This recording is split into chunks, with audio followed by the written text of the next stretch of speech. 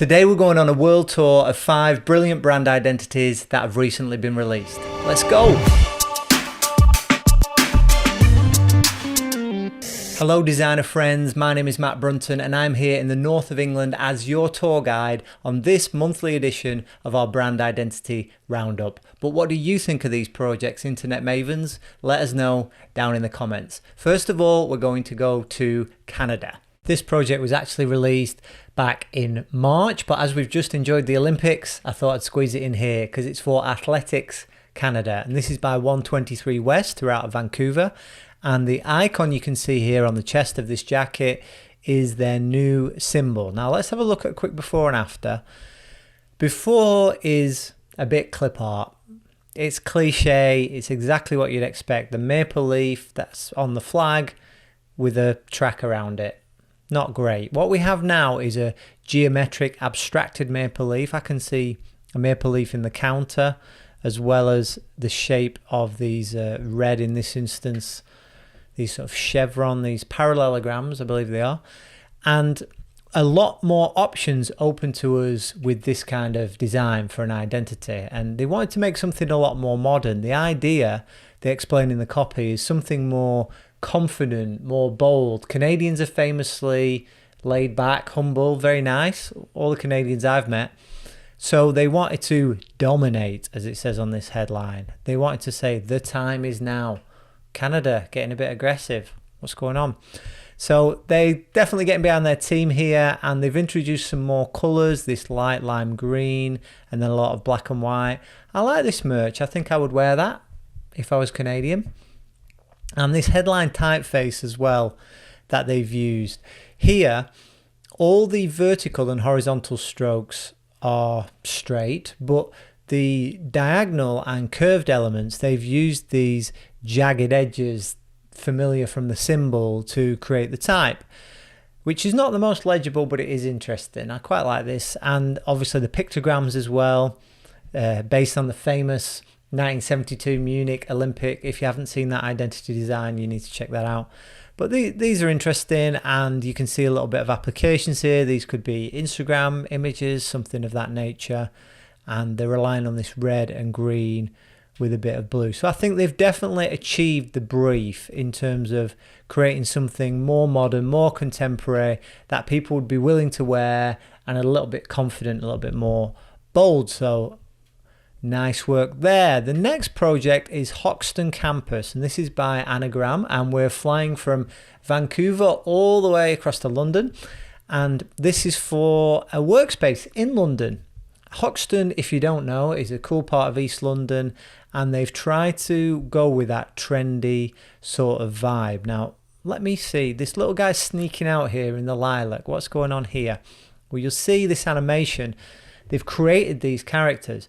Now, what are these irregular shapes? These are actually the floor plans of the rooms in this office building, and they've turned them into these characters just by adding these little stem legs and these circular eyes, which is really daft. But the whole idea is, you see here, it's about character space. I love this tagline. Workspace with real character.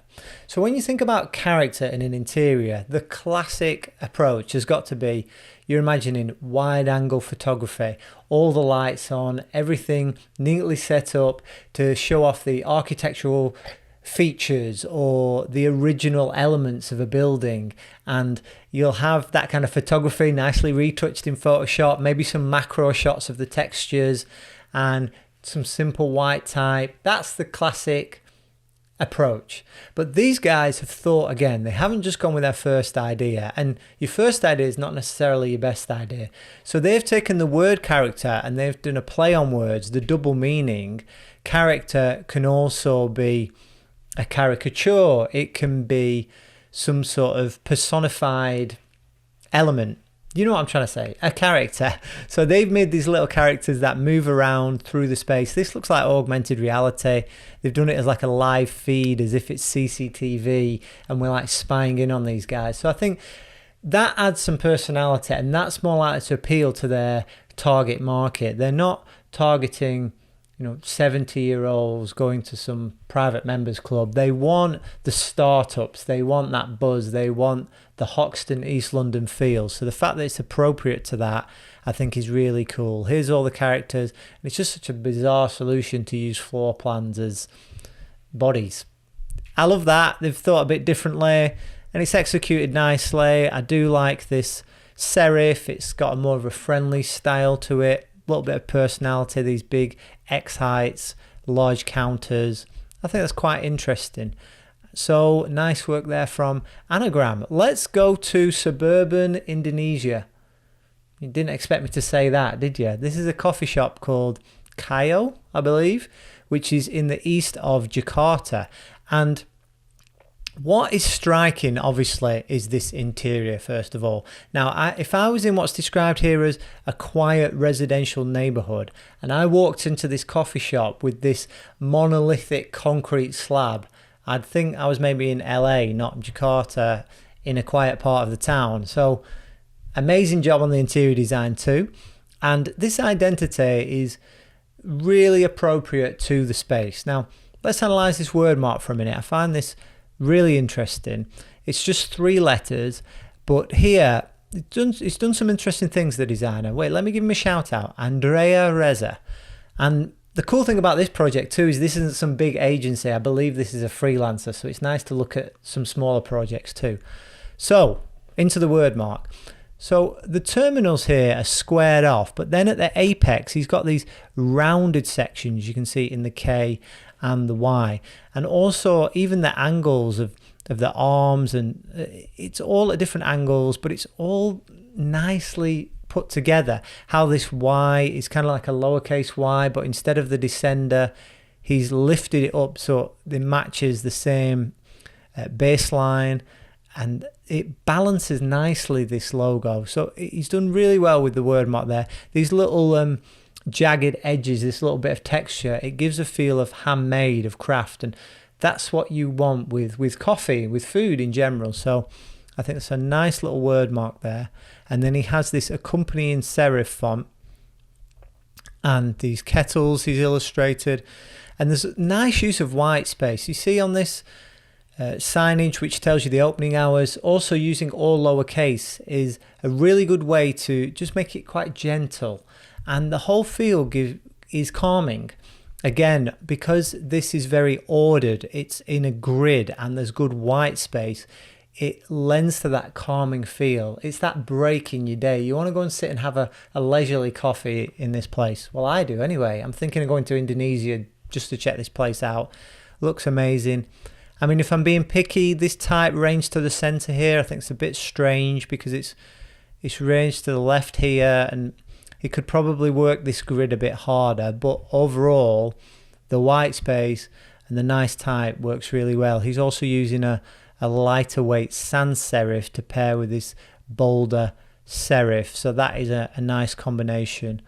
Although I did see it on one of the windows here, and I thought maybe just the serif again would work there to be a bit more consistent, but these are nice typefaces and it's nicely put together.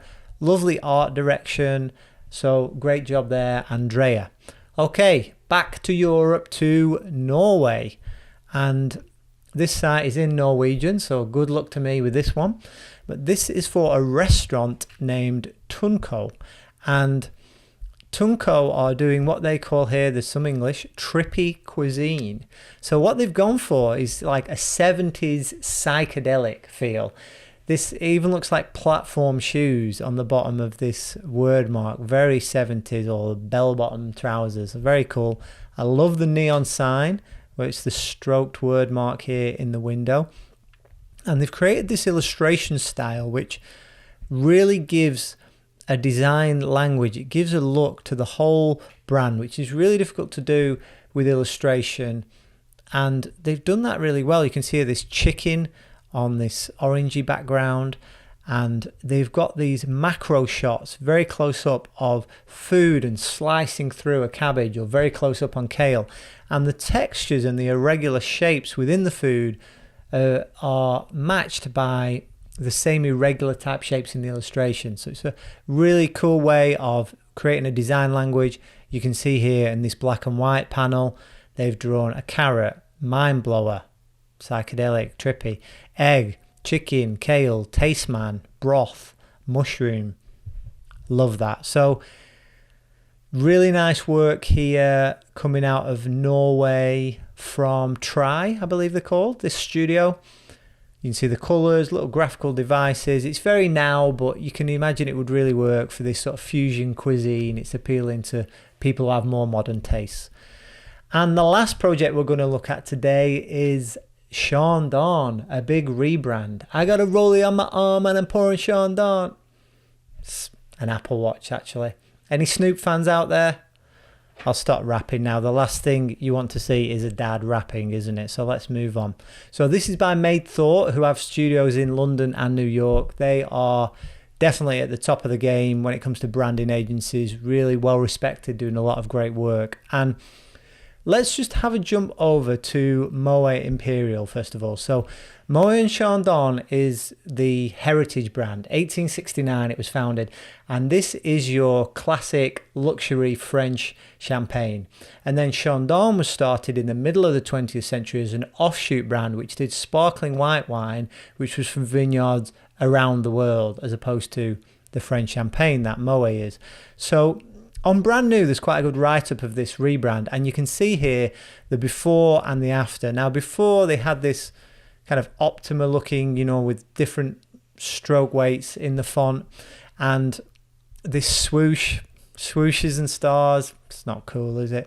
It was looking very dated, and they've updated the word mark with this very simple, bold, all caps, sans serif. Now, I know this is going to be a little bit controversial. People talk about all brands looking alike and it being a bit boring, and looking at this word mark, it also really looks like Chanel, and that's probably not helped by the fact that the first four letters are exactly the same as Chanel.